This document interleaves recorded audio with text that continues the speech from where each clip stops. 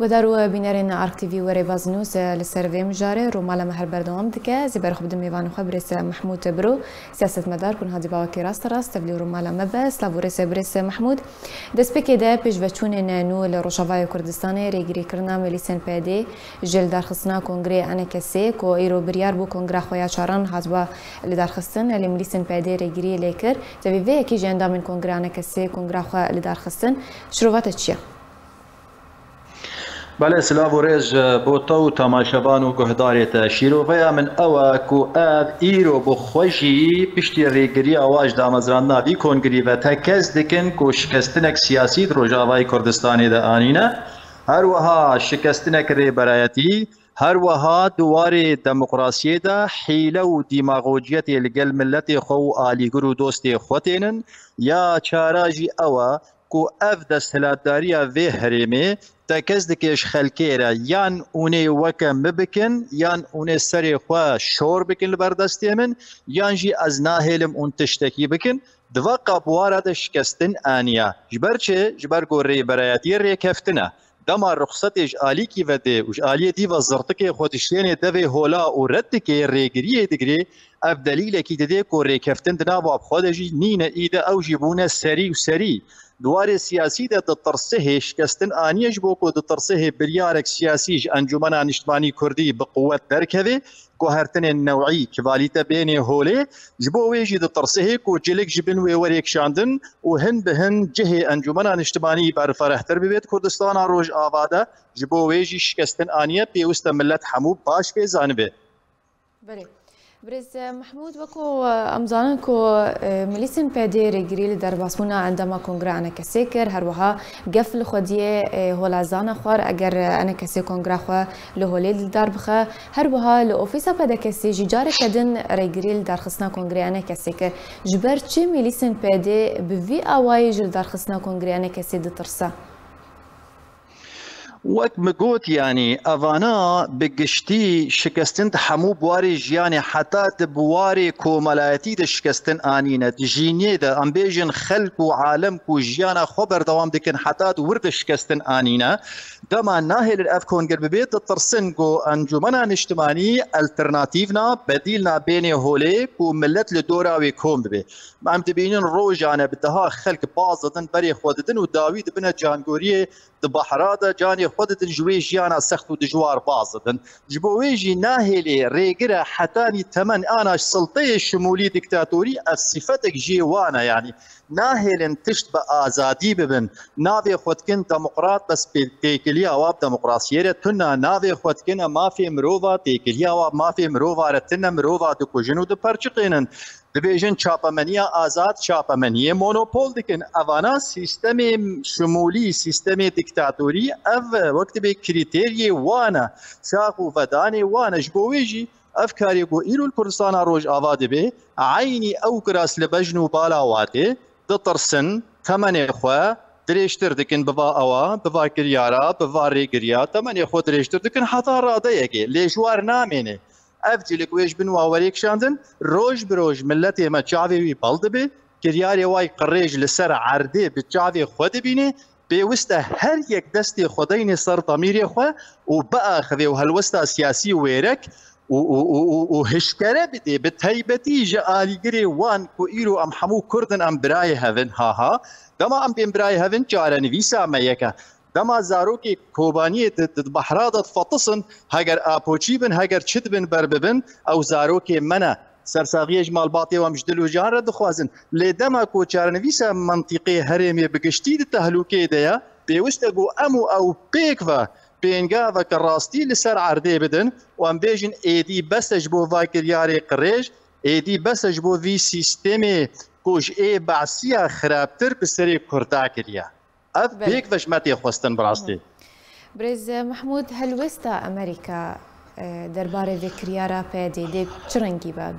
دنرينا تدا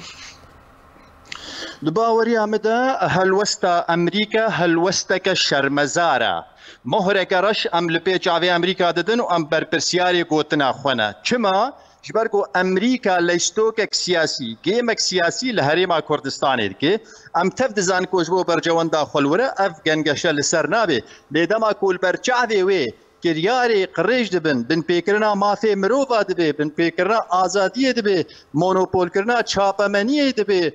کارکی سیویل شهرستانی مدنی سیاسیش پیل چاویوی و تی راوستاندن و برانبری وینا ام بیجن بریاری تند تین استاندن و امریکا پیتنگه گلونا بینه بلید بینه چما دیناکش برگو برجگوندکوی دمکی بوا هيا او برجوندا دمکی وک بواب دوی خو بریان هاجی آنین زمان قوانا بکار بینن دجی هیزی تارستانی یا رادیکال یا شکو داعش ام دبیجن جبوی برجوندا خو حمو دا مونرید و پرنسیپ و یاسای ناف دولتی هر دو بشیوی مروفاتی و سیاسی امریکا بن بیدکی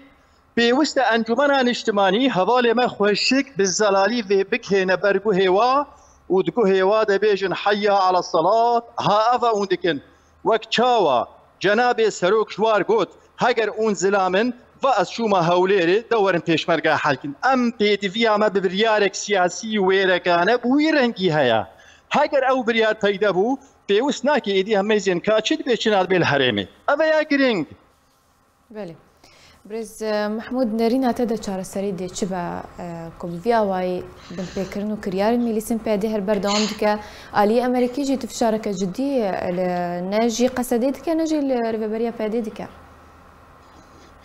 براستی چارەسەریت بەهۆریامد ئەوە ئانا ئەم دەبێژن کوردستان چارپارچەیە سینۆری کوردستانی ئەم نکارن دواری فیزیکی دەڕاکن لێ دواری سیاسی دە ئەم دکارن سینۆری کوردستانی هەمووە ڕاکن و هەلوەستا خۆیان سیاسی کوردستانی بکنەیەکش بۆ وێژی ئەگەر لەسەر عەردێ ناهێنن ئەم کۆنگرێ خۆ بکن دقامشلۆدا پایتەختا ڕۆژاوایی کوردستانیدا ئەم دکارن دواری سیاسی و دیجیتالدا ئەم دکارن دوارێکی نەهینیدا ئەم دکارن دانبدانێ بوانە نەکن و دەڤەرنە بەشارتیدا بکن کۆنگرێ خۆ ئەم کارن دیجیتال لەسەر ئەنتەرنێتا بکن یا مهم ژمارە چییە یا مهم او چارەسەریە بەرسڤە هەری بقووەت ji بۆ ڤاکریارە ئەڤە ئەس دخوازم تخالاسی خالا بێنمە زمان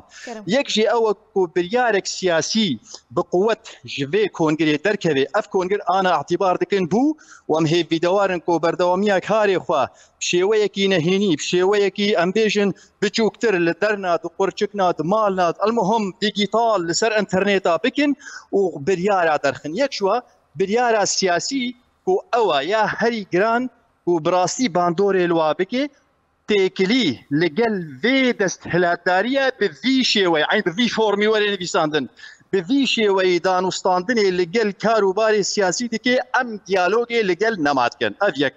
دەرگەهێ مەی دیالۆگێ دە عینی وەقت دەڤەکریەش ملەتێ مەرەژ هەموو سازیە سیڤیل بما انه خود بینن سیڤیل وەکە ئەو دەبێژن ئەوێک و حتا دنابوا دەکاتکن دەرگەهێ مەژوار vekiriye ji bo ku merema ew em milletê xweş nav destê va îsabata xilas kin. Ev biryar gelek muhim me yani. Divê werê dayîn. Heger ev biryar newê 24 saeta em ê bibne tecrübet nava destê van de kongirê me wê bibe wê nebê bû nebû kirin nekirin hiştin nehiştin Emerîkana xwe wextî ev gotina Emerîkana li ser ragihandinê tê gotin hevalê me divê Emerîkana ez tê nagihim dema Emerîkan ji wer dibêjin kerem kin bikin û Emerîkan vaş pê çavê wave nabê ji bo çi û naşil dergî hêwanatin ûnwana aciz nakin yaxî bigihine biryarekê yan Kurdistan yan neman biryara siyasî wêrek ev e pêwîst e hinek canfidayî di biryara siyasî de hebe îca bersivayekê me got biryara siyasî bi wî rengî derkeve ya diduwa jî berferehkirina pêşxistina vê kongirê vê encûmenê